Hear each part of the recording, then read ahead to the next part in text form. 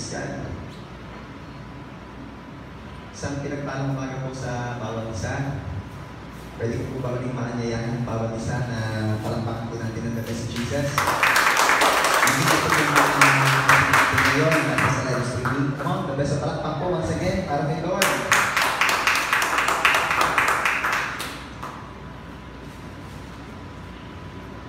Meron pong isang pamilya na naninirahan abroad. At ang nag-iisa na lamang pong natitira dito sa Pilipinas na mag-anak nila ay ang kanilang lola. At ito pong lola ito, kaya naiwan mo sa Pilipinas ay dahil ayaw niyang sumakay ng aeroplano. Katwiran po nung matanda, wala siyang tiwala sa aeroplano na siya ay mahahawakan ito ng mabuti kapag inilipad na siya sa ere.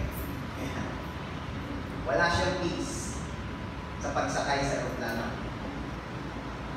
Hanggang dumating na po sa punto na yung lola ay nalulungkot na dahil talagang nasin siya lamang ang naririto at the rest na kanyang family ay nasa abroad na. Kaya sa patuloy din na pag-encourage ng mga anak mga apo ay napilitan na yung lola na mag-yes para sumakay ng airplane at mag-travel abroad. Pagsakay nung matanda sa aeroplano, eh ito na nga, wala daw siyang peace, wala siyang tiwala. Kaya, to make the long story short, ay hindi naging enjoyable for her ang kanyang journey. Hindi naging maalwan para sa kanya kanyang travel. Pagdating po ng mga excited na mga apo. Kung nakita po nila sa airport, ang kanila lola, hawak ang legs, hilot ang likod, hilot ang balakang. Sabi ngayon ng mga anak, ng mga apo nagtataka, lola, ano po nangyari? Hindi po ba kayo naging komportable sa aeroplano? Bakit po masakit ang likod nyo, masakit ang balakang nyo, masakit ang hita? Ano po ba nangyari? At ito po ang isinagot ng matanda. Wala akong tiwala sa aeroplano. Wala akong peace na ako talaga'y naiingatan niya. Kaya ang ginawa ko, naglagay ako ng reservation sa aking pagsakay doon. Sabi ng mga anak at mga apo, paano reservation po, lola? Reservation sa pagpupo. Hindi ko itinodo ang pupo ko, kaunti lang.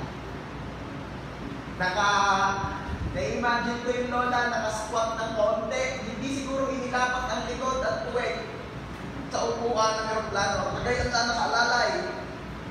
Dugtong pa o dagdag pa ng lola, magkabiglaan man, ako'y hindi upong-upo sa aeroplano iyon dahil ako'y walang peace, hindi ako tiwala.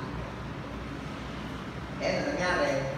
Iyon nga po, masakit ang likod. Ang dami niyang ini-imagine ko, siguro yung lola ho yun, all throughout ng kanyang biyahe, ay worried na worried sa kanyang buhay. Worried na worried sa kanyang sarili. Naalala ko one time ako nakasakay din ng airplane, papunta po ata kami ng pet noon, at sabi nung katabi ko, ikaw ka, talagang confident na makakarating tayo sa ating pupuntahan. Kung gano'n may natanong lang kayo, sa isip-isip ko, sa dami-dami naman na makakatabi, ay pa.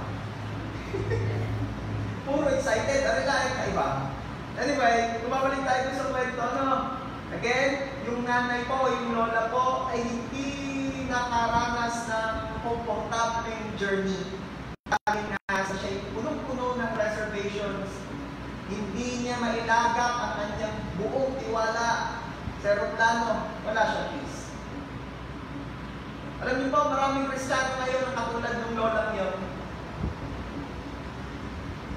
Ang katotohanan po kasi sa buhay, Diyos po talaga ang may hawak sa atin. Amen? Hawak tayo ni Lord, pinuprovide ni Lord ang ating pangangailangan, Hindi niya tayo pinagkukulang. Pero ang dami-dami pa rin ang natatakot na umupo ng maayos sa pananampalataya sa Diyos. Ano ibig sabihin ng umupo ng maayos? Marami pa rin reservation. Kaya ano nagiging resulta? Sumasakit din ng likod, sumasakit din ng balakang, hindi lang po yun. Minsan nga pati ulo, kat. Hindi sumasakit. Bakit? Kasi nga, binubombard siya ng worries. Walang peace. Bakit? Kasi nga, punong-puno ng reservation. Ayaw ilagak ang buong pagtitiwala sa Diyos. Ano ba ang mga worries ng tao ngayon? Ang worries ng tao, number one, na napansin ko ngayon ay yung about sa kanilang health. Siyempre, dahil nga dumadaan tayo ngayon sa panahon ito, na kung saan ang cases ng mga may COVID sa Pilipinas ay sa pakaunti ng sa pakaunti. Sabi ko, pakaunti ng pakaunti. Amen! Amen! At ngayon nito nga lamang ay nag-undergo magaling ng GCQ ang province of Batangas. Maaari ito ay isa sa mga worries ng tao ngayon. Ano ba? Finances. Paano ko babayaran ng ating monthly bills? Paano ako magkakapera ng gayong hindi ako basta makakapasok sa work, nag-top down ng lipa. Things like that. Ano pa ang mga worries natin? Worries ng tao ay yung kanyang future. Pagtanda ko, paano na ako? Paano ang mga anak ko? Minsan, pati yung mga anak, pinuproblema rin. Nag-worry rin para sa mga anak. Ang mga anak ko kaya din, kung makatapos ka rin ng pag-aaral, ay makakatrabaho ng maayos. Kasi sipag sa bahay. Ay kaya rin mga rayunad talaga. Naku, sino kaya ang mapapakasawa ng mga anak ko kare? Nawa nga maligat piring din. May mga worries ang tao ganyan. At maaaring habang binabanggit ko pa yung mga example, ay nadadagdagan naman yung mga atlahin mo ngayon habang naririnig mo. Maaaring kanina, hindi mo naman iniisip na, bigla mo na alala ko, paano mo ang anak ko? Pag puro babae pa ang anak ko. Diba? Minsan, hindi rin natin malaman ano ang reason kung bakit tayo nag-aalala. Bakit tayo isip. Mga chronic warrior kung tawagin. Ano ba ibig sabihin ng chronic? Sakit na. Minsan isip ako, yung maraming iniisip eh. Paano ba iniisip mo? Hindi mo alam. Makakahirap ka nito. Bakit iniisip ng isip? Hindi mo rin alam eh. Yan eh. Mayroon something to do with that. Kailangan may i-deal. Kung hindi lang natin ito matututunan i-deal properly, magiging cause pa ito na mas marami pa problema. Madalas, health problems. Yung mga stress, nagkaka-allergies. Yung mga stress, kung ano. Ayoko nang magsabi ng kung ano, parang natitigla eh. Pero ano ba ang pangako ng Diyos? Ano ba ang pangako ni Jesus sa mga mananampalataya niya? Sa mga naniniwala at nananampalataya sa Kanya? Ang sabi po sa John 14:27, John 14:27, peace I leave with you. My peace I give to you. Not as the world gives, do I give to you. Let not your heart be troubled, nor let it be fearful. Sabi ni Jesus, kapayapaan ang iniiwan ko sa inyo. Iniiwan naman pala kapayapaan na bakit hindi pa tayo maging ganong kapanatag sa buhay? At alam niyo ba na itong mga pangako nito ay sinasabi ni Jesus nung panahon, nung gabi, na siya ay papako na kinabukasan. Nahigpit, ano? Ano ba ang bilin din ng Bible patungkol dito? Philippians chapter 4, verses 6 and 7, this will be our main verses for today. Again, Philippians chapter 4, verses 6 and 7. Don't worry about anything. Instead, pray about everything. Tell God what you need and thank Him for all He has done. Ano daw ang gagawin? Huwag daw tayo mag-alala sa mga bagay-bagay, kundi panalangin daw natin ang bawat bagay. Sabihin daw natin sa Diyos kung ano ang ating kailangan at tayo magpasalamat sa lahat ng kanyang ginawa. And on verse 7, anong sabi? After mong gawin yung mga bagay na yon, then you will experience God's peace, which exceeds anything we can understand. Again, kung gusto pala daw natin, church, na makaranas ng God's peace, ito yung mga bagay na kailangan natin gawin. Yung pinasa natin kanina on verse 6. At yan po ang ating hihimayin ngayong araw na ito at ating pag-aaralan. Okay? So, ngayon po, ang title po na namin share sa inyo, sa biyaya ng Diyos ay How to Experience God's Peace. Let's pray. Father, thank you so much for your goodness, for your love. Thank you so much, Lord, for everything that you've done. Salamat po. Ama, sa araw na ito, muli, pinagkakatiwala po namin sa inyo ang mga buhay, ang gawain ito. As I preach your word, bless my lips, anoint the hearts and the minds, the ears ng mga makikinig.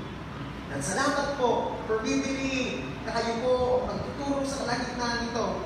Salitaan niyo lang po ang mahayagan, huwag yung nalang akin lamang. And thank you, Lord, for bibili na habang kami po ay nabe-bless ng iyong mga salita. Naniniwala po kami pupunuin niyo po ng kapayapaan na gagaling sa iyo, ang puso, ang isip, at ang buhay ng bawat isa, maging yung mga kapatid po namin na nasa sa live streaming ngayon. Salamat po, Ama. Again, unto your loving hands, we dedicate this service. Be blessed, O Lord.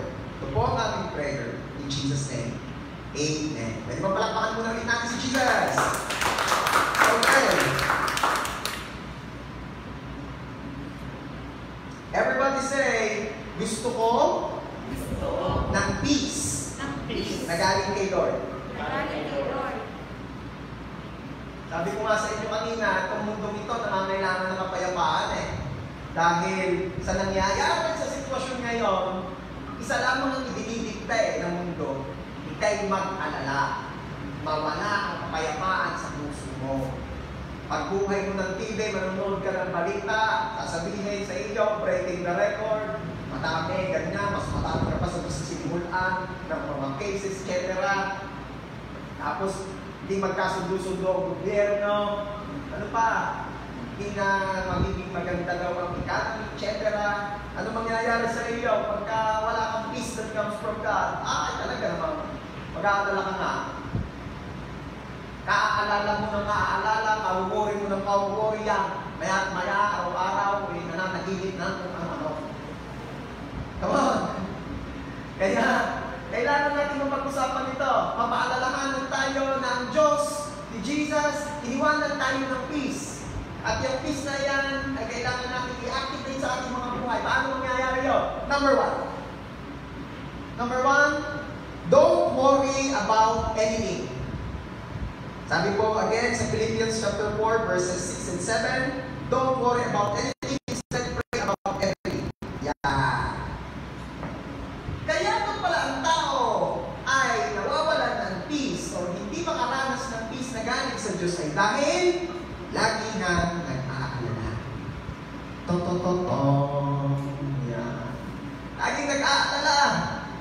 Di mapapansin ninyo kahit sa isang typical na Pilipinong pamilya, ay bakit nga minsan, kung nilalahak, hindi ko dinideklara. Pero ito yung pag-isip ko. Madalas ay warrior ang nanay. Siguro ay dahil nga ng ibang level ng concern na iniligay ng Diyos sa kanilang mga puso para sa family. Ano? Mapapansin niyo, sabi nga yun daw nanay ay hindi pa makatulog sa gabi. Yun daw tatay ay hilig kalakas na mas. Tulog na tulog. Sabi naman ng isa, kaya daw ang tatay ay naghihilig sa gabi, yun daw ay gante. Kasi maghapon daw naman init ng init yung babae. Kaya sa magdamag naman daw, magdamag hihilig yung lalaki. Kaya ako, may nag-aiming. Kaya yun. Okay. Ang sabi po ay, do not worry for anything. Sa ito pong translation, ang sabi doon ay, be anxious for nothing. Diba? Kaya worry yung ginagamit yung term instead na anxious. Kasi nga, ano ba yung anxious? Yun na rin siya halos. Synonym yun. Pero, kung pag-aaralan po talaga natin, ang ibig sabihin pala, yung ginamit yung term na anxious ay, yun daw ay beyond pag-worry. Meron kasi nga daw pag-aalala na normal. Yun nga, tulad na nabanggit ko kanina, yung ina, normal lang yan na iniisip niya, at concern niya, sa kanyang family. Siyempre, hindi ko sinasabing ina lang, at ang mga tatay naman may concern din sa family, hindi lang malata. Iba lang magdala ng mga tatay. Maaaring kaya nahilig ng tatay ay dahil yan yung maghapong nag-alala na rin para sa family, kaya ang baby. Lusot na tayo mga tatay lang. Okay. Ano yung anxious? Kung hindi siya talaga tulad ng normal na worry, anxious daw, yun daw ay yung beyond sa normal na pag-aalala. Sabi ko sa inyo kanina ay chronic. Sakit na. Yung masyado, yung or yung minsan naman ay, kasi naman, hindi naman lahat ng taong anxious ay kita mo at rinig mo kung paano siya mag-alala. Meron din naman tahimik yung mga marunong magdala, magtawagin. Kaya lang naman, yun naman, ang nagiging problema sa kanila ay yung kung paano naman nila ito ibinibigay sa Diyos. Meron kasi yung worries daw ng puso niya, ibinigay pinagkaloob na niya kay Lord, pero maya-maya inukuha ulit. Lord, ito na po, mga alalahanin mo sa buhay, kunin niyo po ito. Diba? Tapos mamaya, Lord, pahiram ka ulit. Nami-miss ko mag-worry. Pero ba ganun? At maaari na ang reason kung bakit ang isang tao ay grabe mag-alala sa buhay ay dahil dalawang bagay mali ang focus, at yun nga hindi palukusan nagtitiwala sa Diyos. Bakit daw ang tao ay grabe na dumadating doon sa punto ng buhay na grabe mag-alala? Kasi nga, mali ang focus or hindi palukusan nagtitiwala sa Diyos. Unahin natin hindi palukusan nagtitiwala sa Diyos. Balikan natin si Lola na nag-travel kanina. Ano ang nangyari kay Lola? Imagine mo yung Lola niyan po ay buong travel niya, buong sakay na sa aeroplano ay ngalay na ngalay. Bakit?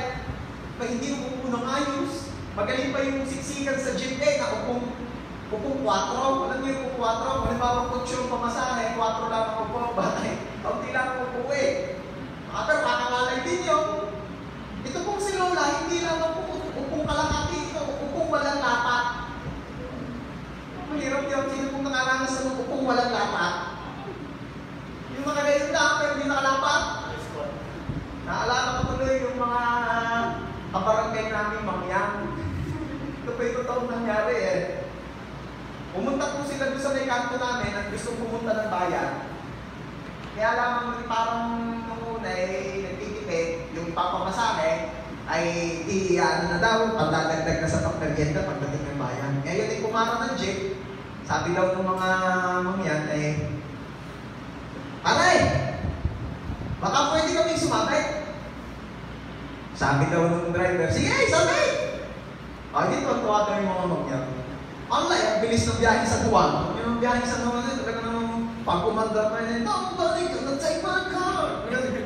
Ganang pandara mga yun They're not driving too fast, they're just flying low. Yung pinagtatakatan ng driver, at saka ng mga pasayaw sa loob, yun daw mga Mangyan, ay kung nung nakaandar daw, ganyan daw, ganyan, nakasabay, nagsiswing na gayon. Pagbaba daw, sabi daw, tinanong ng driver, sabi, mga tropa, bakit parang kayo hirap na hirap sumapit kanina? Sabi ng mga Mangyan, Ala, ang hirap pala ng sabit laan, dapat pala yung tungtong din.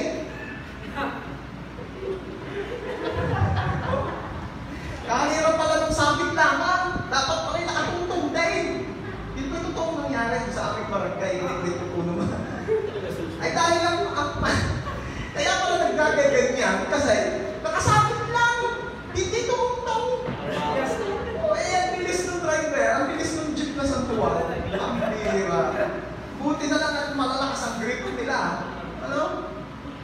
Hindi joke lang ay totoong nangyari, kinuwento sa aking barangay. Ang bihira. Anong ibig sabihin na? Anong lesson daw? Wala lang. May lesson nung doon, ano? Kagaya kong sila, no? Matandang babae na nag-travel. E sasabihin ako sa inyo. Alam mo ba, hindi ko na-realize yung matandang babae na yung travel niya, yung pagsakay niya ng aeroplano yun, yun yung bayad. Yun yung bayad. Ay, wala, hindi niya nasulit ang bayad. Naalala ko rin yung isang story ng isang matandang lalaki na ang pangarap niya sa buhay ay makasakay ng luxury ship. Yeah. Kaya itong matandang lalaki ito, hindi naman kasi ganun kagandahan ng kanyang hanap buhay, kaya maliit lang ng income, may family pang sinusuportahan. Kaya sa madaling salita ay ang tagal bago makaipon, sobrang tagal ng panahon. Hanggang dumating na nga yung time na siya ay mayroon ng pambayad sa luxury ship. Itong matanda ay tuwa-tuwa, excited. To make a long story short, nakasakay po itong matanda.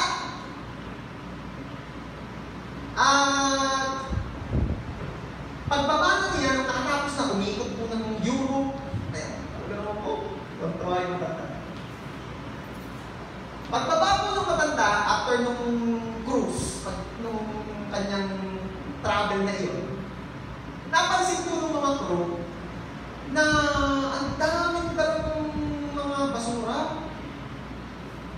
nung matanda. Sabi nung mga crew, nung luxury ship, tatay! Bakit ang dami yung mga basura niya? Ano mo ba yan? Hindi siya nagtina. May mga balat ng mga pinagkainan, mga balat ng biskuit, mostly ay balat ng biskuit. Sabi ng mga crew, tatay! Bakit ang dami yung ganito? Ay, sabi ng matanda, ay bago ko yan. Para mo may pagkain. Buong travel. Ako yung nagbaro ng pambuong travel para ako may pagkain. Sabi ng mga crew, ay bakit nagbaro pa kayo, tatay? Eh, hindi nyo may pagkain dyan pagkakadami. Bumpay nga ho lagi tatay yung pagkain dyan. Ano sabi ng matanda? Pwede nga ako kumain doon. Ay, oo, tatay, pambihira kayo. Bayad yun eh, bayad yun. Kasama yun sa bayan. Sabihin nga natin lahat, pati po pa yung mga nasa live streaming, kasama yun sa bayan. Kasama yun sa bayan. Isa pa, meron mong bibigyan mamaya eh. Kasama yun sa bayan. Kasama yun sa bayan. Sabi ng mga crew, kasama mo yun sa bayan, tatay. Sabi ng matandang lalaki, ay siya, akala ko'y ang binayaran ko lang ay yung pamasahe. Para ako'y makasakay, di ko alam na bayad na rin, kasama na rin pala yung pagkain. Ano yung sabihin niya? Tayo kasi mga Kristiyano, akala kasi nung iba, ay nung si Jesus ay namatay sa cross, kasalanan lang ang binayaran. Ang hindi naiintindihan ng mga Kristiyano, at minsan ay kailangan ipaalala, yang iyong mga inaalala sa buhay, kasama na yan sa binayaran. Bayad na yan. Kaya habang ikaw ay nag-i-enjoy sa biyahe ng buhay na ito, ay i-enjoy mo ang buffet ng biyaya ng Diyos. Huwag mong isipin kailangan talaga yung hindi eh. Pag hindi ka talaga maging totoo tayo sa buhay, pastor, na pag hindi ka nagtrabaho, wala kang makakain. At dami kong kilala, wala kang trabaho. Yung iba nga yung may mga sa sales, walang benta, buhay na nabaka. Oh. Anong punto? Come on! May tatay ka sa langay! Huwag kang laging mag-alala sa buhay na ito. Si Jesus na mismo may sabi, ano ang nakita mo, napala mo sa pag-aalala sa buhay na ito? Meron ba rito nakapagdagdag kahit isang araw sa kanyang buhay ng dahil sa pag-aalala? Marami akong kilala mas nabawasan pa ng buhay dahil sa pag-aalala. Ano pa?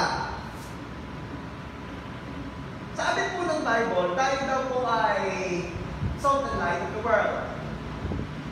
Tayo ay salt. Ibig sabihin tayo lumalasa sa society where we belong. Tayo ay may impact. Tayo ay light. Ibig sabihin tayo kitang-kita. Even si Jesus, ang sabi niya sa atin ay, let your light shine on men. Para daw makita nila ang goodness ni Lord sa buhay natin. So ngayon, church, ito natin kapag-itin patungkol dyan. Bakit yan nabanggit? Kung ang isang tao, specifically isang Christian, kagaya ko, kagaya mo, kapatid, ay laging nagwo-worry. Kasi yung mga worry yan naman, kadalasan, halatayan eh. Halatayan! Mukha, tinan mo yung katabi mo, kung mukha ba yung warrior. Mukha ba warrior? Pastor makamas. Ay, yung mata, tingnan mo mata. Pagkapat niya malaki ang eye luggage. Ay, hindi na eye bag ha, luggage na. Hindi malaki.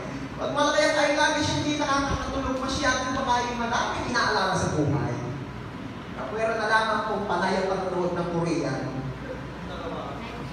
Ay, napagamaan. Bakit ito sinasabi? Kung makikita ka ng mga tao sa paligid mo, deklarado ka at sasabihin kung ikaw ay Kristiyano, ikaw ay may tatay sa langit na hindi ka pinapabayaan at kita ka nilang ikaw ay laging nag-aalala. Anong magandang testimony ang ibibigay mo? Anong magandang testimony of God's goodness ang ipinapakita mo? Hello? Kung ang isang di pa nakakakilala ng totohanan ay makakita sa iyo, at makita niya ikaw ay bagsak ang balikat at punong-puno ng alalahanin sa buhay, ay ano sasabihin niya sa iyo? Sabi na sa iyo sabi na sa iyo, galing na galing ng buhay mo noong una. Nung ikaw ay naggayang sumali ka sa gaya, ikaw ay nagpakagayang-gayaan. Yan! Kinagkagayaan. Yan! Higay! Sabihin mong ikaw ay mas maayos na yan, anong tsura mo? Hindi ka nagiging magandang testimony. Sabihin mo, God is good. Nag-post sa Facebook, God is good. God's goodness is running after me. Tapos pagtingin ng mga kapitbahay mo sa iyo, itulala, hindi makakausap bakit, dami ng problema, sasabihin sa iyo, siya. Goodness ba talaga nila na bumahabol dito o mga pinagkakautangan niya? Come on! Kaya, sa about time, ma-realize natin, yes, hindi ko inaalis yung worry. Yan, inarero yan, kasama yan sa buhay, narero yan hanggang narito tayo sa fallen world, na talaga naman walang ibang ginagawa at sinasabi kung di encourage ang tao mag-alala. Hindi natin maaalis yan. Pero ang atin lamang kung pinag-uusapan ngayon ay believe in God, have faith in God, trust God, that He's in control. Alam mo ba na ang pag-aalala ay kasalanan? Yeah. Ako, Pastor, ako nakapag-alala, kasalanan pala yun. Bakit? Anong pinag-aalala mo sa buhay? Pagkatapos ko mong pag-almusal, iniisip ko na kung anong mga tatangali amin. Ano matindi ang mga worry niya no? Yes! Ang sinasabi ko kung pag-aalala ay nakasalanan ay yung chronic, yung malala, yung parang baga makapag-alala ay parang walang Diyos. Yan ang sinasabi ko. Bakit ito naging kasalanan? Kasi nga parang sinasabi mo kay Lord, every time na nagpo-worry ka ng ganung klase ng pag-aalala, sinasabi mo kay Lord, di mo kaya ang concern kong ito sa buhay. Lord, Hindi ka unlimited. Limited ka lang kasi nga hindi mo kaya yung aking pinoproblema ito. Oo. Tinsulto. Ito yung pagsasabi sa Diyos, indirectly pagsasabi kay Lord na, Lord, you are not in control.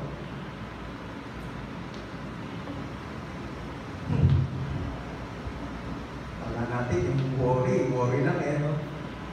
Ito palang dating kay Lord. Kaya pala sabi ni Jesus, do not worry kapag alala sa buhay. Mga ibon, pinapakain ng ama, hindi nagugutom. Mga liryo, dinatamitan ng ama, hindi na, kahit si Solomon, sobrang yaman noon, hindi nagkaroon ng ganyang kalagaran na rin.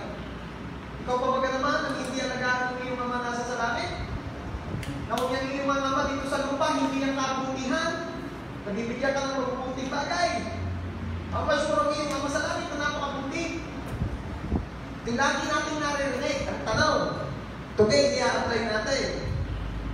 Sabagay, lagi natin minimeditate sa ating mga buhay para hindi tayo mag-alala.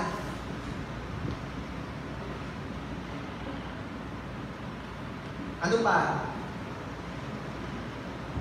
Yung iba naman ay kaya hindi nag-aalala sa buhay kasi isip nila, kasama naman nila si Lord. Problema nga lamang sa mga taong gano'n, gusto nila na sila'y mamumuhay, nasasamahan sila ni Lord for their own interest. Yeah. Yung kung pati sasabihin nila yung mag-pray ka nito, Lord, samahan niyo po ako, pagpalain niyo po nga ang business, pagpalain niyo po nga ang trabaho, pagpalain niyo po nga ang pamilya. At pag nangungusap na ang Diyos na anak, pwede mo rin isama sa prayer mo ang church. Meron naman yung nagpe-pray daw. Nagpe-pray naman yung pastor, nagpe-pray naman po yung mga elders. They're asking peace from God just for their own benefit. Alam nyo, hindi rin yung maganda.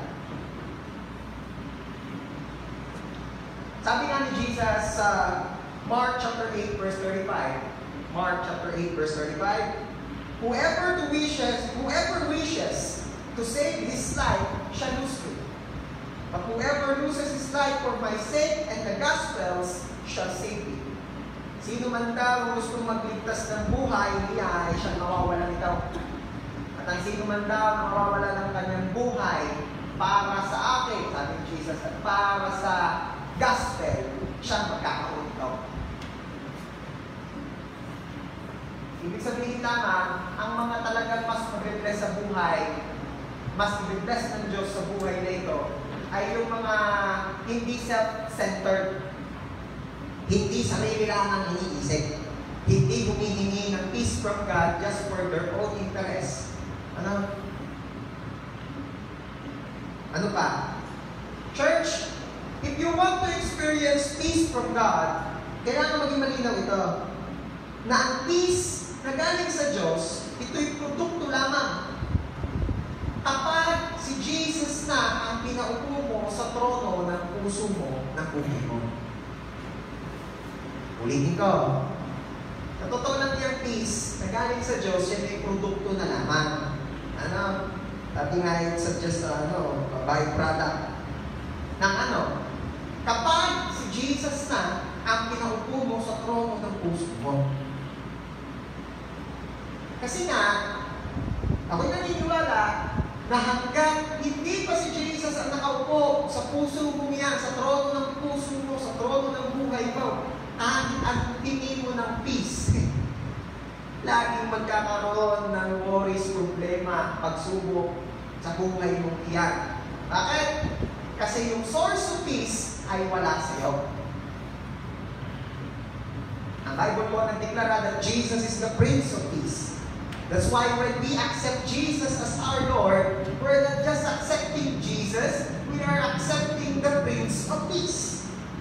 And once you accepted Jesus, the Prince of Peace, His peace will flood your heart. Diba? Yung kapayapaan na meron siya, dahil siya mismo kapayapaan, yun ang mag-uumapaw sa buhay mo.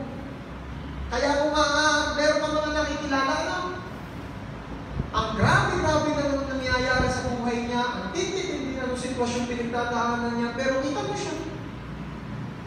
Compose pa rin. Puno-puno ng kapayapaan. Bakit? Kasi may Jesus na nananahan sa puso niya. Amen?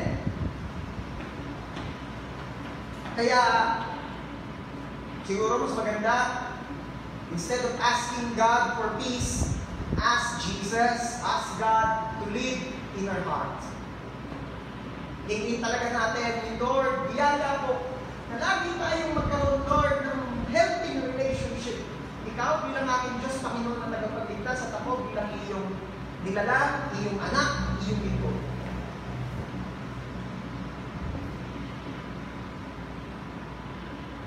Naalala niyo po yung story nung si Jesus mismo nagkikwento, yung story na maghahasik. Naghasik ng binhi, nalaglag sa batuhan, nalaglag sa tinigan, nalaglag sa kalsada, at nalaglag sa matatang lupa. You know the story? Na ang naging magalagula, mga maganda ay nahulog sa maganda sa matatang lupa na ibig sabihin ng salita ni Lord na nahasik. Mapapansin nyo meron doon na nalaglag sa lupang maraming tinik na nung sumibol daw yung binhi ay pinuluputan ng mga damo at sinakal at hindi namatay. Ano? Na nung in-explain ni Jesus, yun daw yung mga sumakal daw na yun, yung mga worries sa buhay. Yan. Ano? Ano ibig sabihin? Maaari kasi na marami ang mga Christians believing na they will enjoy yung kahuli-hulihang panahon. Ano ba ibig sabihin nun? Diba sabi ng Bible, silang mananatili hanggang wakas, sila ang maniligtas. And going back dun sa parable ng mga seeds, sino ang talagang naligtas doon at nagkaroon ng buhay na mabuhat sa kanila? Yung mga nakasig sa kitabaan ng lupa. Ano ibig sabihin? Ano ang nangyari doon sa mga nasakal ng worries? Sila daw mga binhi na napatanim sa lupang maraming tinik, maraming dawat. Sila daw ay sumipol. Sabi nakakilala kay Lord, karoon naman ng maayos din buhay ng una. Kaya lamang ay kung dumating na daw ang mga worries ay nasakal ng worries, nagpadala sa worries, hindi na nakapagpatuloy. Yan. Kaya hindi na nakunga. Yan. Kaya ito po ay paalala, kasi tayo warning na rin yan na yung worries ay masama ang epekto niya pagka lumala. Sabi nga ay matindi pa sa COVID. Hindi pa daw kasi hindi naman COVID na naging sakit. Nagkalala na nagkalala. Nauna pa sa nagka-COVID. Naman na. Ano? Okay. So again, let's examine our focus sa buhay. Ano ba ang focus mo sa buhay? Saan ka ba naka-focus? Kasi malamang yan din na nagiging dahilan kung bakit may mga worries na malalala sa buhay. Depende sa pinopokusan mo. Diba? Pumokus ka sa sitwasyon natin sa paligid, talaga matatakot ka. Pumokus ka sa sitwasyon mo ngayon financially, baka nang magpanala ka. Baka. Eh, meron naman din cross-cross, kaya kahit tumingin sa pira niya, hindi. Lalo na yung mga anak ng Diyos, hindi ang kukulang ni Lord, hindi ba? Mag-focus ka sa bahay, sa iyong pamilya, baka mapapaisip ka. Sabi ni Pastor, magandang future ng anak ko. Ay mukhang wala nang ginawa kundi mag-cellphone. Ay, baka naman na rin ang anak ay yayaman ay ang negosyo cellphone. Baka naman. Sabi ni Pastor, yung aming daw asawa ay pabuti ng bubuti eh. Napakabait na naman ng asawa ko yan. Taas pang paka kay hilig. Mabait. Mag-focus ka at baka sa pamilya mo, eh, hindi ko rin alam, baka may makikita. Lagi kasi may makikita hindi maganda. Sabi pa naman pa, mag-focus ka sa sarili mo, manlulumo ka. Ewan ko, napansin ko, merong magaganda na at mga pogi na hindi pa rin talaga mapakalay. Yung magaganda na pogi na hindi pa rin mapakalay, talagang kailangan i-improve pa sa isip-isip ko. Ano ba ako? May improve pa baga, ano ba gusto? Na minsan ay napapahamak na dahil sa sobrang kakintihan, na-i-improve pa. Hindi ko naman sinasabing masama yung mag-improve. Maganda yun. Pero minsan kasi nga, check mo rin ang motivation mo for your improvement. Lalo na pag yung sarili, I need to improve myself. Why? So that I will be good looking. And then, for my glory. Ay, sige pa. Sige pa. Diba? So check mo rin ang motivation mo. Ang motives mo. Again, hindi ko sinasabing masama yung mag-improve. Check mo lang ang motibo mo. Kasi minsan nakakapasama na Gustong-gustong mas lalo pang gumandang lalaki, gumandang babae. Pinahit ako ano-ano. Yaw, masila mo ka. Kasisi. Kaya, i-check mo ang motibo mo. At yan may papakita ni Lord sa inyo kung okay yung motive mo. I-test natin, i-examine natin, ano ang focus natin, at kung tayo pa talaga naniniwala kay Lord. Kasi kung ang focus mo yung sa Diyos, at ang buong pagtitiwala mo yung sa Diyos, believe me, hindi ka magiging tipo ng taong mapapag-alalahanin sa buhay. Yung may kaunting nanunungso sa iyo mag-alala ka sa buhay at sasabihin na lang, sasagutin mo, may Diyos ako. Na Diyos ko yung mabuti. Amen? Pwede ba sabihin mo niyo sa iyong katabi, partner? Ika'y maupo ng ayos sa aeroplano. Magtiwala ka na ang Diyos ay mabuti. Para po sa mga nasa live streaming, baka iniisip ninyo, baka hindi nyo nasimulan. Yun po kasi yung aming illustration kanina. Kaya kung naman, panoorin nyo na lang sa simula. Okay. Babalansin natin bago mag-proceed sa number 2. Kasi, di ko rin naman sinasabi, wala ka ng pakialam. Yung talagang, meron kasing baka ganun na maging interpretation Hindi na ako mag-aalala, wala na akong pakialam. Kung ba't hindi ka nagtatrabaho? Bakit ka nag-aalala sa akin? Wala, hindi ako makakalayo. Hindi ka naligaw. Huwag ka mag-aalala. Meron kasing extreme. Yung para magkakaroon nangyayari na hindi naman nag-worry, kaya lang nagiging apathetic. Yung wala nang pakialam.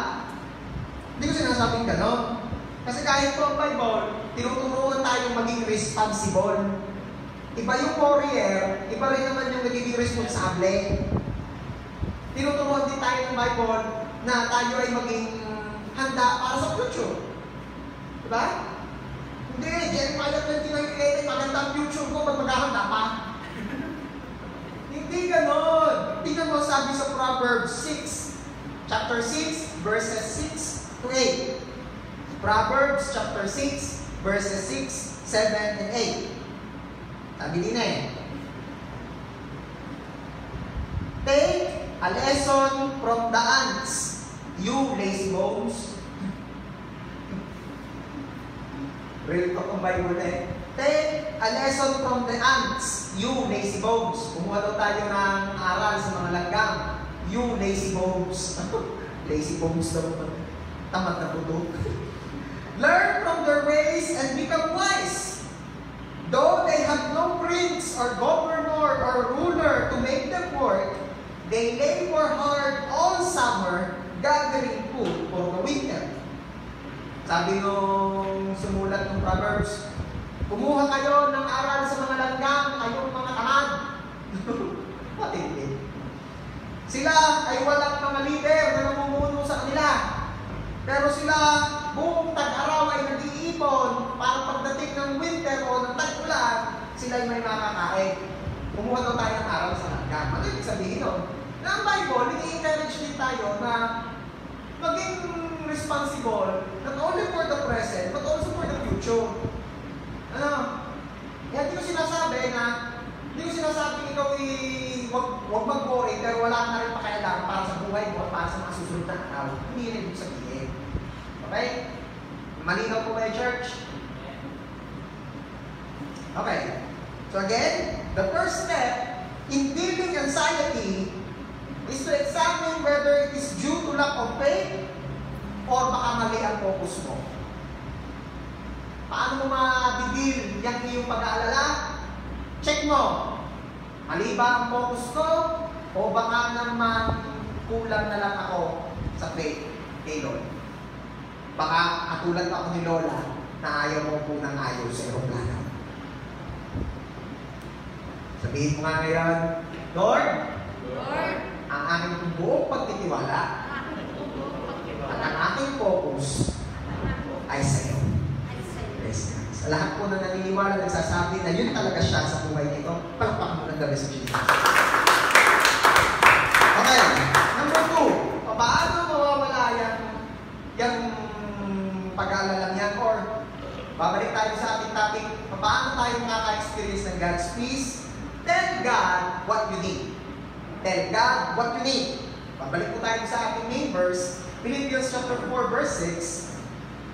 Don't worry about anything, instead pray about everything. Tell God what you need. Yeah. Everybody say, tell God what you need. Tell God.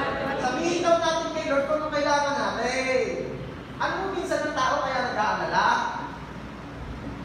Yung sabi niya, maliit lang naman bagay, kaya ko na, hindi ko nasasabihin sa Diyos. Minsan kasi ang tao gayon, ano yung maliit lang naman bagay, pag-pray pa ganyan. Hello? Hala, yun naman yung kaunti lang, ano yung mga kaunti? Para sa iyong pananaw, ano ba yung mga kaunti lang? Maliit na bagay lang kung ano sasabihin ko, hindi ka naman yung pagpapasa Diyos, may kaya-kaya mo na ako. Kagagalay, sa gagalay. Tingnan niyo si Jesus, nung nagturo siya sa atin ng isang ng pattern kung paano mag-pray kay Abba Father. Di ba? Give us this day our daily bread. Tinuruan tayo ni Jesus na kung tayo mag-pray daw sa Ama, miski yung para sa tingin mo ay simpleng bagay, idulog mo sa Kanya. Bakit? Para di na mag-alala. Ay, tingnan mo, yung mga nagsasabi niya na, alay, ganun maliliit na bagay, pagpapasa Diyos, may kaya-kaya naman. Sila rin yung mga hindi nag-aalala sa buhay. Bakit? Sinusulo Merong Ama na nagsasabi, ako itutulong sa iyo, I will take care of you, I will supply all your needs, I will provide for you. Ano sinasabi ng mga taong ganun na kung tawagin sila nila sarili nila, quote-unquote, I self-made. I can do it, Lord. Maliit na bagay naman, Lord. Saka na lang po tatawag sa inyo kapag ka mahirap yung malalaking bagay na. Opo, dumalay. Church, maliit o malaking bagay, sabihin mo kay Lord.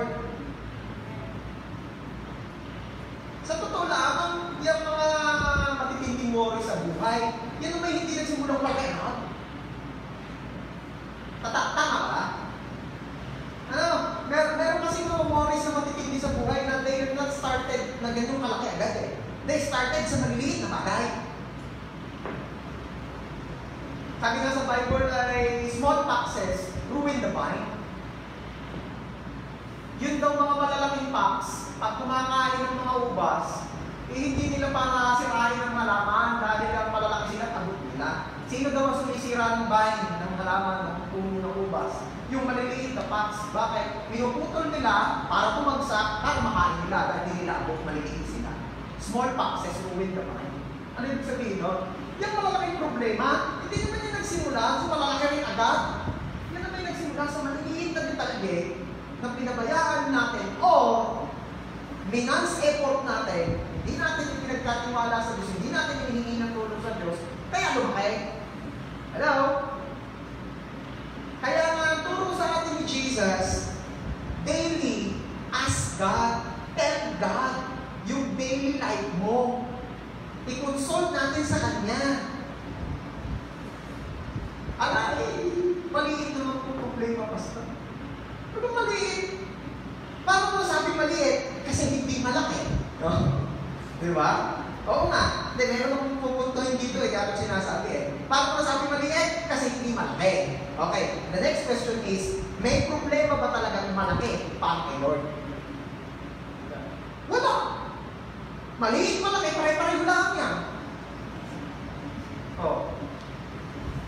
Eh bakit ayaw natin i-involve si Lord doon sa sinasabi mong hotel ko maliit na problema? Sabihin mo, ayaw mo na. Come on! Gusto mo ba kapatid na maka-experience ng peace from God? Ikonsulta mo sa Diyos kahit maliit na bagay. Huwag namang extreme. Yung iba kasi masyadong extreme. Pag nakakarinig ng mga ganitong message, extreme eh. Lord, liligo ba ako ngayon? Pihiraan mo ba? Lord, magbabayad ba akong pamasahe? Alam ka! Come on! Huwag mo extreme. Ano pa?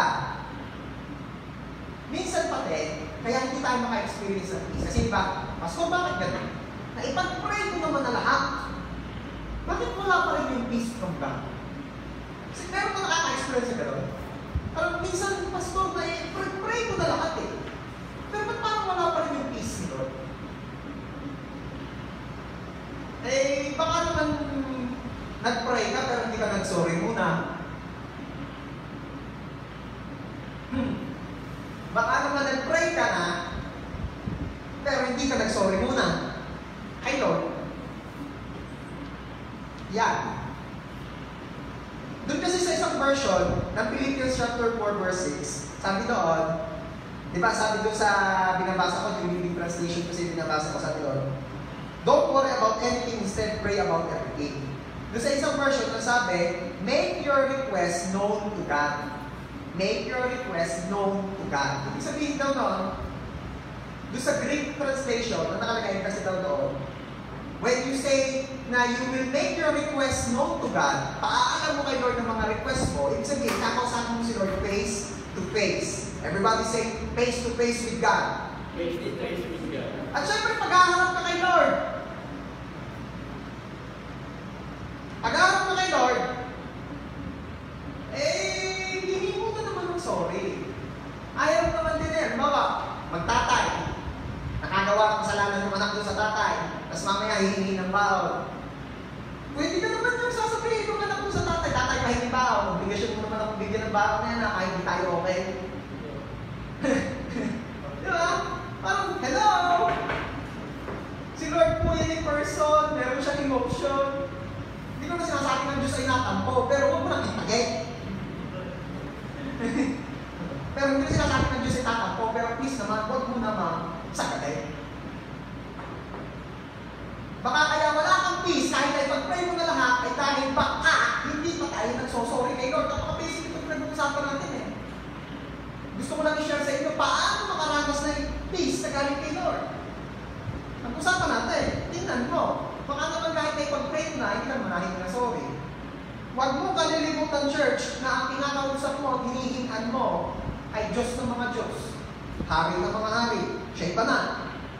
At kapag makikipag face to face ka kay Lord when we are praying, ang hinaharap mo yung Diyos na banal.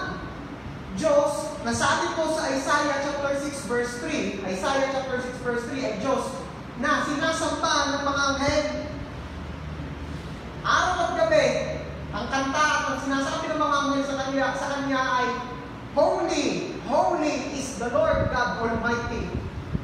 At habang sinasabi nila yun, hindi nila matingnan ng diretsyon face to face si Lord, tinatakpan nila ang kanilang mukha at sinasabi nila, banal, banal. Ganun siya kabanal. Tapos doon, haharap ka, hihingi ka kay Lord, para bagang wala kang nagawang mali kanina. Lord ha, ang bahala sa ano mo ha, ang bahala sa business ko Lord, sa yung family ko ha, ingatan mo, i-dedicate nila sa'yo, tigil yan. Lord ha, ang bahala ha. Sabihin ko, wala mo na sorry. Ay, wala ka naman dito. Dedicate ko sa'yo yun, ha? Grabe naman. Baka kaya walang peace. Kasi wala pang peace rating nangyayari. Ano? Hello? Yung parang nag-e-expect ka na ceasefire, pero wala naman palang ceasefire pa. Wala pa palang agreement, wala pa palang peace talk. Nag-e-expect ka ng ceasefire, walang peace talk, yun. Tingin na sorry kay Lord. Ay kung nakahingi ka naman ng sorry niya, ayos na. Naalala ko naman din merong nag-share sa amin no, yung gig. Hindi syempre kabataan din yung nag-share ang topic ay repentance. Ay talaga naman. Ilang oras ang bimilis ka rin, repent! Repent! Kami naman sub-sub na. Yung iba inaantok na. At sabi ng isang ulo, kung may sisig-sisi na wala na kumamay sa sisig. Na namang ilang oras na ako, naghihiyaw, repent! Repent! Sabi ng isa, kung may sisig-sisi na So, again, balik tayo sa pag-uusapan, kung ikaw ay nakapag-sisi na sa iyong mga kasalanan, nakahingi ka ng sorry kay Lord, hindi ka nakasama sa pinag-uusapan ito. Ang ating ang pinag-uusapan ay yung baka nakalimutan natin kasi masyado na tayong nag-achis kay Lord. Baka, humingi na tayo pero may supply pa pala tayong dapat hihingi na sorry. Pastor, kailan mo dapat mag-sorry? Lagi. Bakit po? May pagkakataon kasi hindi natin alam, mali na pala tayo. Yung hindi mo sinasadya. Kaya nga when we're praying, tinuturuan ko tayo mga kabataan natin, na when we're praying, ask God for forgiveness sa mga sinasadya at di sinasadya. Kasi may mga hindi tayo aware na nakagawa pala tayo mali. Okay.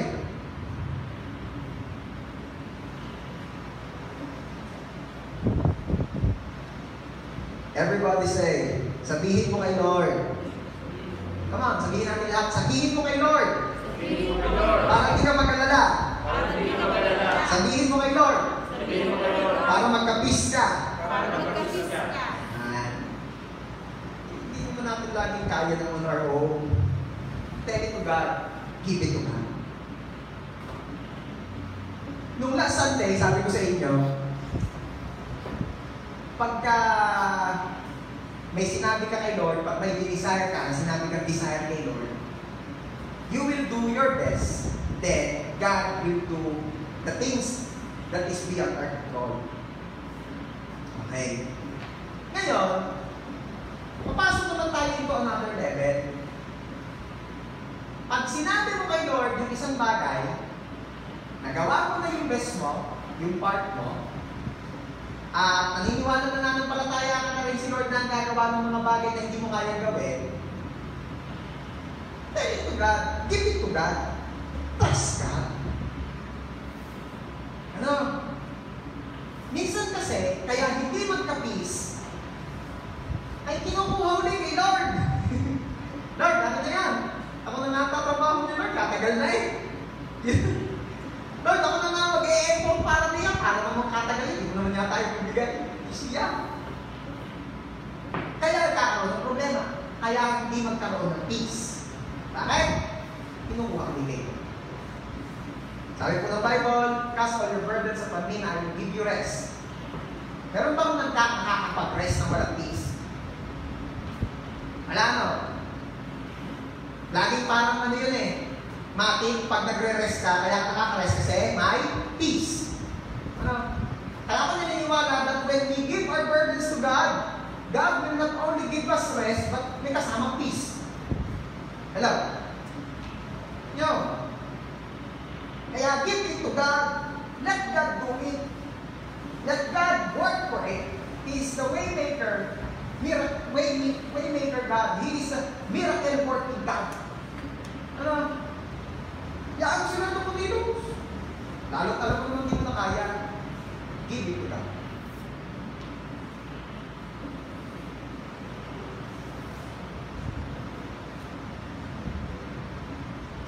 Ano pa? Alam mo ba na kapag ka sinasabi mo kay Lord, sinasabi mo sa kanya, pagka humihingi tayo kay Lord, that's what I mean. Sinasabi mo sa kanya na believe ka sa kanya. Ito yun eh. Tuwing kapag ako po ay aalis ng bahay, tulad kanina, ang aking pong panganay, si Queen, lagi yung nagtatanong sa akin, Papa, you will buy present for me? What is your present for me? What is your present for me? Lagi yung nagbibiling ng pasalubong. Ayan. Siya po ay naniniwala siya na talagang tuwing ako ialis, pagbalik ko, may pasalubong ako. Naniniwala siya. Bilib na bilib siya sa kanyang papa. Kaya minsan, kahit parang hindi na pasalubong, sinasabi ko na lang yung pasalubong para lang, alam mo, hindi ko mapigo ang aking anak ng maasa sa akin. Ganun pala yun. Parang nung nakaraan, what is your present for me? Sabi ko, hindi naman ako naalis ng bahay. Pagkain yung present ito. Ako what is Papa's present for you? Dito naman, siya naman sumagot. New nipple for my mother. Kasi nagpasabay kami, Ano yung pasabay? Ako bumayad. Nakita niya yata ako nagbayad. Kaya para sa kanya, ni-quit na rin niya yun. Na hindi present ko kasi ako nagbayad. Pero mama niya nagpabili talaga ng online. Yung nipple po nung para sa bebe. Inakagat niya kasi kaya naputas. Pabili na kami. Anong punto? Somehow, yun yung nakakadagdag sa akin ng confidence na yung aking anak ibigay sa akin. And I pray na ang aking mga anak ilalaki na sila ay bilib sa tatay, bilib sa mga magulang. Anong punto? How much more?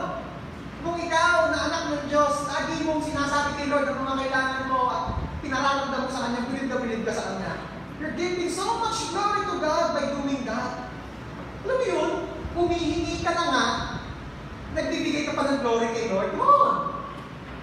Ay, hingi na lang. Sabihin mo na kay Lord ang kailangan mo. Para hindi ka na nag-aalala, para magkaroon ka ng peace. Hello? Hello? Diyan po ba kayo? Amen. Nakahingi ka na kay Lord, nakapagbigay pa ng glory kay Lord yung paghingi mo dahil pinapakita mo sa Kanya, bilib ka sa Kanya kaya ka nahingi. Pag nangyari yun, manda ka sa peace. Umanda ka sa peace. At sabi ko rin nasa inyo kanina, pag bumingi ka, ariin mo na yung ay natanggap mo na. Yung iba kasi kaya hindi magka-peace, bumingi kay Lord pero antay ng antay. Pinag-aaralan kung paano yung gagawin ni Lord. Ay siya ka, good luck! Lord, kayo na po bahala. Di siya pinag-pray ko pa rin. Pero titingnan ko Lord ako paano yung gagawin. Mabantayan ko. Kaya nawawala ng peace.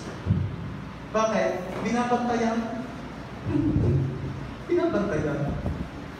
Sino po dito yung nagtanim ng buto tapos binantayan mo si Lord?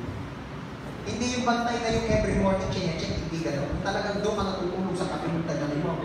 Iniintay mo bumukang ang Cotelidons. Cotelidons, naalala niyo ba yun? Yung mga mono Cotelidons na yan na nga. Iniintay mo talaga yung dahon lalabas. Pero pag gano'n, yung nagtanim ng palay, yung makapaghasik ng palay, doon na natulog sa pila-pila, iniintay sa ilaw. May ganun ba? Wala ka naman ganun eh. Kaya sabi ng Bible, kami nagtanim, tapos ikaw ay natulog. Pag-gising mo, may sibol na. Sino nagpasibol ng Diyos? Miski di mo bantayan ng Diyos na ilaws. Hello? Amen. Miski di mo bantayan, miski di mo pag-aralan ng Diyos na ilaws. Amen. Kaya, pag binigay mo kay Lord, pag may hindi ka kay Lord, ariin mo na yung magaganap na matatanggap mo na. Amen? Huwag mong pag-aralan kung paano yung gagawin ni Lord, mahirapan ka. Huwag mong bantayan kung paano yung gagawin yun, kailan. Basta itayin mo lang. Manampalataya at maniwala kung ibibigay yun. Amen? Amen. Gusto mo ng peace, ganun ang gawin mo. Tell it to God. At ariin mo na yung sinabi mo kay Lord, yung pinilin mo kay Lord, yung hinihingi mo kay Lord, ginawa na niya. Then, the peace that comes from God will flood your heart. Amen? Sino mga excited para sa peace na iyo, Lord? The best na palakpak again para kay Jesus. Last reason number 3. Napakahalaga nito. Paano po natin may experience ang God's peace? Thank God for all He has done. Pasalamatan mo si Lord sa lahat ng kanyang ginawa. Ito may karugtong ng number 2 eh. Pag nasabi mo kay Lord kung anong hinihingi mo, kung anong kailangan mo, kung anong bumabother sa'yo, pagpasalamat mo na. Alam niyo po, papansin ko lang ulit, ma-share ko lang ulit. Si Queen ko kasi, tuwing na naalala niya, gusto niya mag-SM. Nagte-thank you siya kay Lord sa pamamagitan ng ganito. Thank you, Lord. Remove the virus so that I can go to SM. Thank you, Lord. No more virus. Thank you, Lord. Ganun siya. Lagi tayo pinagpapasalamat kay Lord na wala na daw virus para makapunta siya ng SM Batangas City, Quezon. Talaga specific yun. Gusto niya yun. Gusto niya daw. Kasama niya daw si Inis. Gagawin Inis doon. Okay. Natututo ako sa anak ko. Ginagamit ni Lord ng akin na para mapaalalahanan. If you want to experience God's peace, thank God. Thank God for all He has done. And thank God even dun sa mga gagawin pa lang niya. Magkakapis ka. Pastor, paano yung mga ginawa ni Lord na hindi naman talaga nakakatuwa, hindi naman talaga maganda? Still, thank God.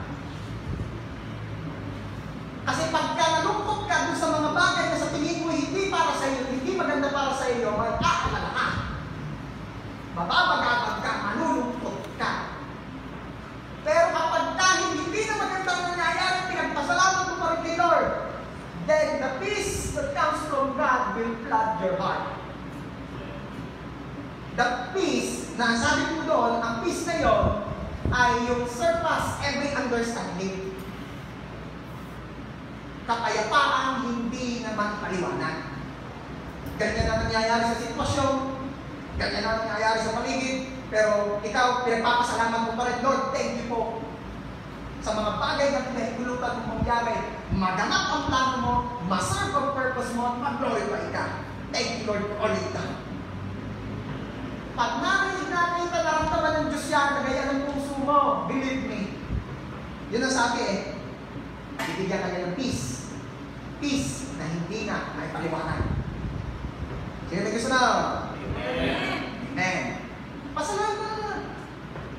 Saka kapag ang tao, pinupuno niya ang puso niya at buhay niya ng pasasalamat, pinupuno rin siya ng peace. Naaalala niya kasi, di ba mga ipagpapasalamat natin? Una, pasalamat mo yung mga past victories. Alahanin mo yun. Maganda yung may testimony sa mga live group natin, kahit online, may testimony. Bakit? Naaalala mo Naaalala mo kung ano yung mabubuting bagay na kinaramis ng Diyos sa iyo. Nakakaragdag yun para ikaw ay muling magtiwala sa Kanya, magkaroon ulit ng pag-asa sa buhay.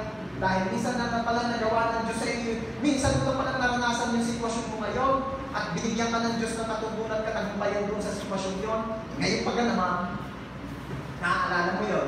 At the same time, yung mga nakakarinig ng testimony natin, napapaalalahanan din sila. Kaya ano maraming bagay talaga yung testimony portion. Sa live grouping, huwag nyo maalisin yung testimony portion. Magpapasalamat ka sa mga ginawa ni Lord. Ano ba ang pagpapasalamat mo kay Lord? Or I mean, bakit kailangan mo magpasalamat din kay Lord? Ito po yung pagpapakita ng submission kay God. Kasi tuwing ikaw ay nagpapasalamat sa Diyos, sinasabi mo, siya ang may gawa nung victory niyo. Siya ang may gawa o may bigay yung blessing na iyo. Every time nagpapasalamat ka kay Lord, na-acknowledge mo sa Kanya galing niyo. Ano? Bakit? Ang tao ay hindi nagpapasalamat, sinasabi niya siguro na siya may gawa na. Ano pa? Pag nagpapasalamat tayo kay Lord, sinasabi mo, Lord, ikaw ang bahala sa akin. Kung kanina, submission ngayon naman, dependence. Sinasabi mo na, Lord, ikaw ang bahala sa akin. I thank you for I know that you will supply all my needs. I thank you for I know that you are a good God who will take care of me. Kaya pa rin tayo na pinupuno mo ng Thanksgiving si Lord, pupunuin ka rin naman ni Lord ng peace. Bakit? Kasi, binibigyan mo siya ng glory. Binibigyan mo ng glory si Lord. Sinasabi, pinapakita mo kay Lord na ikaw ay hangang-hanga sa Kanya. Bilib ka sa Kanya. Secure ka sa Kanya. Sino po rito yung mga may partner in life na? Yun.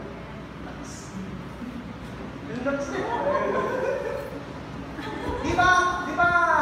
Every time na pinaparamdam, sinasabi, pinapaalam sa iyo ng partner in life mo na siya secured. Secured sa iyo, pagkasama ka niya. It makes you feel good. Tama ba? May nailing. Nailing mo yun. Hindi ka pinaparamdam. Siya. Pero ito, balik tayo doon, no? Maganda ang pakaramdam. Masarap sa pakaramdam. Imagine kung gaano kasarap na pakaramdam ang ibinibigay natin kay Lord. Every time that we're saying, God, thank you! Kasi ako secured sa iyo. Ama, sabi naman ni Lord, ikaw naman, anak. Angels, deliver mo na mga blessing pa dito. Come on! Pwede ba palapakan natin si Jesus? Come on, give us to God.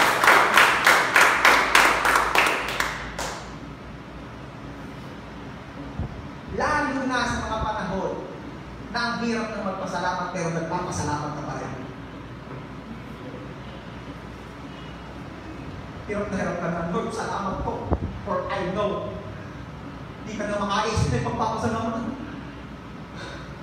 Thank you, Lord, dahil ikaw ay Diyos ko. Hindi. Thank you, Lord, kasi alam ko ikaw ay in control. Hindi ko na po maintindihan, pero alam ko ikaw ay in control. Thank you, Lord. Tayo din na yung kanina. Thank you, Lord, kasi ikaw ang aking Diyos. Grabe. Sasabihin naman ni Lord, hoy, Satanas, tignan mo. Maladyaw pa rin, maladyaw. Hindi naman ni Satanas, testing natin.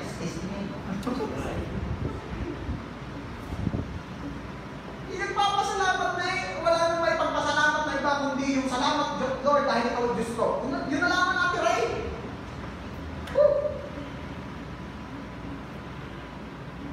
Grabe yung glory ang bibigay kay Lord.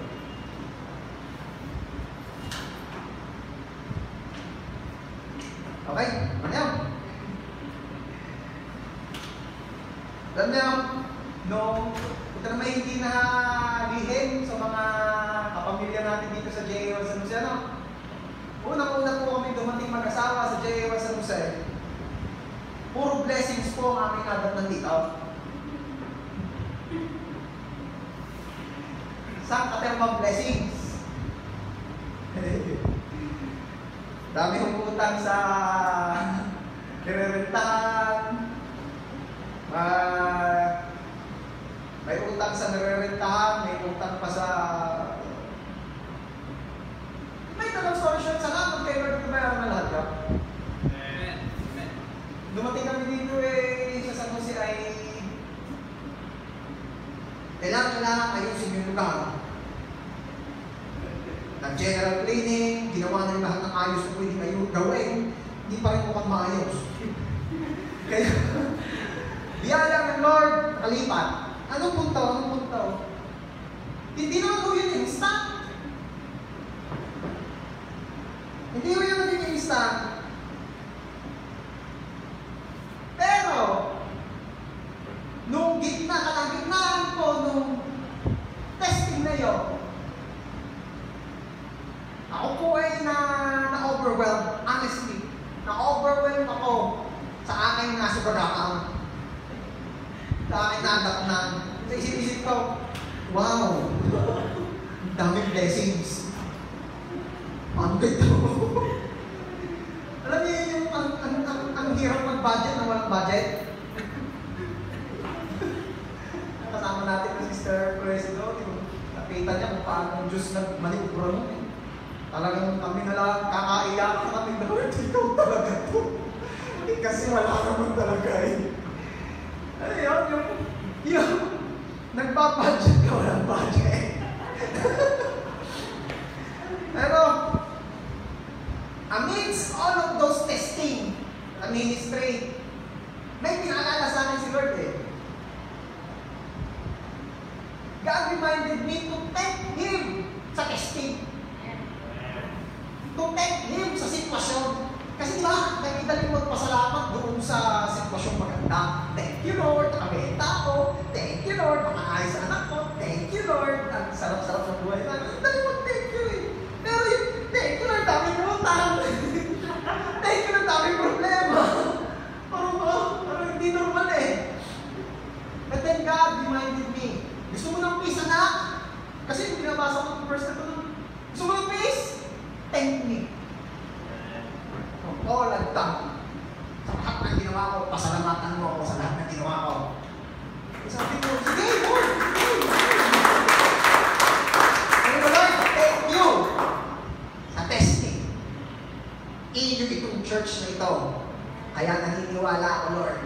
will provide. After ko pong magpasalamat kay Lord, pinuno niya ako ng peace. Grabe peace yung Nung una, overwhelming ako sa problema. Na-overwhelm ako sa problema. Pagkatapos kong pasalamatan si Lord sa sitwasyon niya ng church that time, yung peace naman na nagaling kay Lord ang nag-overwhelm sa akin. Sumobra nga naman confidence ko that time. Sabi ko, magkano yung mga ililipatan? Ganyan, sige, go! Sabi ng mga leaders, gusto mo, magkano yun? Mga yun. Kay Lord ito ako! At nagpapasalamat ako kay Lord, ang galing-galing ni Lord. Ang galing-galing ni Lord. Biyaya ni Lord hanggang ngayon. At ako naniniwala hanggang sa makalipat tayo sa sarili natin church natin. Hindi tayo magkakapunta sa retals. Amen. Bakit? Ang galing-galing ni Lord. Ang galing-galing ni Lord.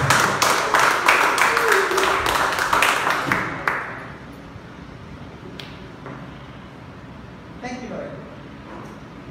I will end up with this verse, again, the main verse. Philippians chapter 4, verses 6 and 7. Don't worry about anything, instead pray about everything.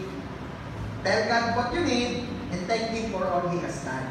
Yun yung pinag-usapan natin. Do not worry about anything, tell God what you need, and thank Him for all He has done. Verse 7, anong nangyayari?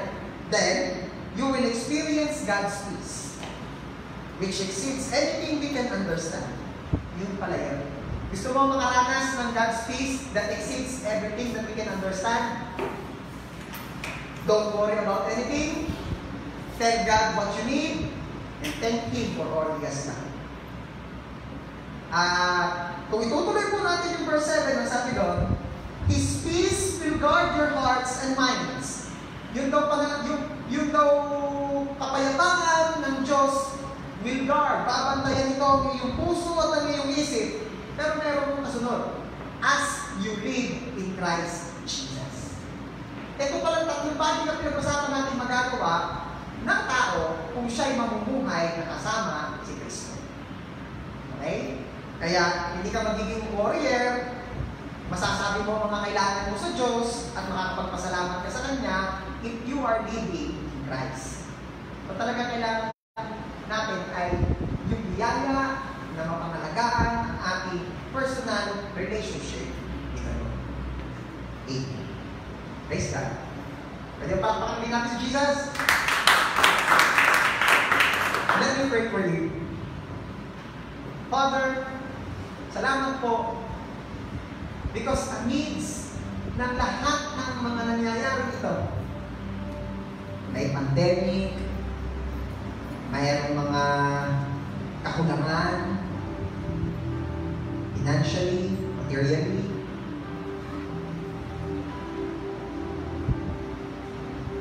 may mga nagiging new cases pa,